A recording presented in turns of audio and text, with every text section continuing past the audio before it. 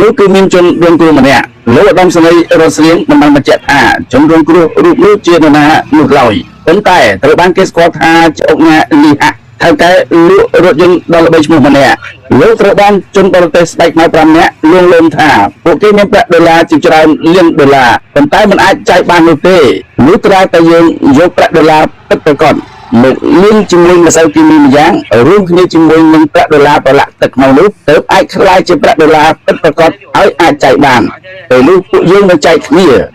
នៅគ្រានោះក្រុមជនឆោបោកបានលួងលោមជនរងគ្រោះថានឹងផ្ដល់ប្រាក់សងវិញឬផ្ដល់ផលចំណេញដល់ជនរងគ្រោះមួយធ្វើជា3ឬមួយធ្វើជា4ធ្វើជា5អីចឹងទៅដំបូងឡើយជនរងគ្រោះបានយកប្រាក់$2,000សាកឲ្យក្រុមជនឆោបោកលើមើលថាតើវាពិតដោយការនិយាយដែរទេជនរងគ្រោះបានឃើញក្រុមជនឆោបោកបានយកប្រាក់$2,000នោះដាក់ចូលទៅក្នុងម៉ាស៊ីនក្រឡុកលាងជាមួយម្សៅគីមីម្យ៉ាងរួមជាមួយនឹងប្រាក់ដុល្លារប្រឡាក់ទឹកខ្មៅនោះហើយស្រាប់តែដកចេញមកវិញសុទ្ធតែប្រាក់ដុល្លារពិតចំនួន$10,000ប៉ុន្តែមុនពេលលាងលុយប្រឡាក់ទឹកខ្មៅជាមួយនឹងលុយដុល្លារពិតប្រាកដរួមជាមួយនឹងម្សៅគីមីម្យ៉ាងនោះក្រុមជនឆោបោកបានឲ្យជនរងគ្រោះលើកថ្នាំម្យ៉ាងគេអះអាងថាការពារជាតិគីមីនៃម្សៅលាងលុយហើយក្រុមជនឆោបោកក៏បានលើកថ្នាំទាំងនោះមុនជាការបញ្ជាក់ឲ្យឃើញថាมันមានគ្រោះថ្នាក់ស្រាប់តែមួយសន្ទុះក្រោយមកគេឃើញក្រុមជនឆោបោកបានដកលុយចេញពីម៉ាស៊ីនលាងលុយនោះ$1,000,000តែម្ដងហើយប្រគល់ទៅឲ្យជនរងគ្រោះទាំងអស់ដោយពួកគេមិនយកអ្វីនោះទេពួកគេគិតថាលុយអាចរកបាននៅក្នុងម៉ាស៊ីននេះតទៅទៀតបែបនេះនរណាមិនផ្ញើផ្អើលនរណាមិនត្រេកអរនរណាមិនរំភើបប៉ុន្តែទីពិតគឺជាល្បិចរបស់ក្រុមជនឆោបោកនោះទេពួកគេប្រើចិត្តសាស្ត្រទិញទឹកចិត្តចំណាយលុយ$10,000ដើម្បីយកលុយរាប់សិបលានដុល្លារមានន័យថាដាក់លុយតូចស្ទូចត្រីធំជាបន្តមកគេឃើញថាជនរងគ្រោះមានជំនឿទុកចិត្តទៅលើក្រុមជនឆោបោកទាំងស្រុងតែម្ដងក៏បានប្រគល់ប្រាក់ជាបន្តបន្ទាប់គឺប្រាក់ដុល្លារនឹងឯងរហូតដល់$7 លានឯនោះឲ្យទៅក្រុមជនឆោបោកដើម្បីលាងលុយប្រឡាក់ទឹកខ្មៅជាមួយម្សៅគីមីម្យ៉ាងនោះឲ្យក្លាយជាប្រាក់ដុល្លារពិតប្រាកដអាចចាយបានដែលតាមការរំពឹងទុកក្រុមជនឆោបោកទាំងនោះអះអាងថានឹងលាងលុយឲ្យក្លាយជាប្រាក់ដុល្លារពិតប្រាកដរហូតដល់$28 លានសហរដ្ឋអាមេរិកជាលុយពិតប្រគល់ជូនជនរងគ្រោះ$25 លាននិង$3 លានទៀតសម្រាប់ពួកគេនេះពេលទម្លាក់ប្រាក់ពិតប្រាកដជូនម៉ាស៊ីនលាងលុយក្រុមជនឆោបោកទាំងនោះបានរៀបចំរួចជាស្រេចទៅហើយគឺបានយកប្រាក់คล้ายៗប្រាក់ខ្មៅរុំដោយស្គុតពណ៌លឿងជាច្រើនដុំដាក់ទុកនៅជ្រុងមួយនៃបាតម៉ាស៊ីនលាងលុយហើយយកលុយដុល្លារពិតប្រាកដរបស់ជនរងគ្រោះទម្លាក់ចូលទៅបាតម៉ាស៊ីននៃជ្រុងមួយទៀតរួចហើយពួកគេលួចយកអាលុយពិតប្រាកដនោះដាក់ចូលកាបូបធំរបស់ពួកគេយកទៅទុកម្ដុំរួចហើយយកអាលុយคล้ายៗឬលុយខ្មោចនោះដែលរុំជាដុំពណ៌លឿងប្រគល់ឲ្យជនរងគ្រោះហើយប្រាប់ថាមិនទាន់អាចបើកឬក៏ហែកមើលភ្លាមនោះទេរងចាំជាច្រើនខែទៀតទើបអាចបើកមើលបានហើយវានឹងคล้ายទៅជាលុយដុល្លារពិតប្រាកដពលគឺអាចរងចាំសញ្ញាពីពួកគេប្រាប់ទើបអាចបើកមើលបានហើយប្រាក់ទាំងនោះក៏នឹងคล้ายជាលុយដុល្លារពិតប្រាកដដែរមួយខែក្រោយមកជនរងគ្រោះមានការសង្ស័យក៏បានហែកដុំប្រាក់ទាំងនោះមើលក៏ស្រាប់តែឃើញថាសុទ្ធតែក្រដាសប្រាក់ដុល្លារคล้ายគឺលុយសែនខ្មោចនឹងជាក្រដាសដុំសសិទ្ធតែម្ដង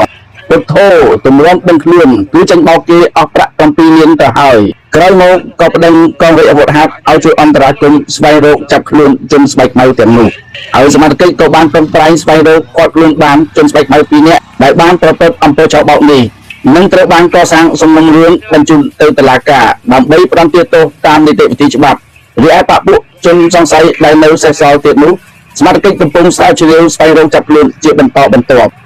លោកឧត្តមសេនីយ៍រនស្រៀងបានយកបទពិសោធន៍មួយនេះអំពាវនាវដល់សាធារណជនសូមឲ្យមានការប្រុងប្រយ័ត្នខ្ពស់ជៀសវាងមានសេចក្តីលោកលំមកបិទបាំងភ្នែកខ្លួនឯងឬក៏រារាំងការត្រិះរិះពិចារណាបើយើងត្រូវគិតថានៅលើโลกនេះពុំមានផលប្រយោជន៍ឯណារត់មករកយើងដោយឯងនោះទេបើគេប្រាប់យើងថាគេអាចរកប្រាក់បានច្រើនបានស្រួលនោះយើងត្រូវសួរខ្លួនឯងថា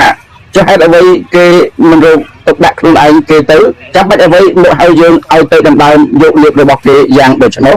លោកស្រីនិងកញ្ញាជាទីមេត្រីសាច់រឿងមួយនេះធ្វើឲ្យគេនឹងទៅដល់ទស្សនវិទូជាច្រើនក៏ដូចជាធម៌ព្រះក៏បានព្រៀងប្រដៅយើងថាមនុស្សយើងអន្តរាយនៅពេលដែលយើងលោកលំពេកពោះប្រមាណ đối chứ nè vậy từ tay bị cho rằng ở ban lỡ on cho bác lo sớm dương proper cái cano អូនគឺជាបុគ្គលលេខ2ចា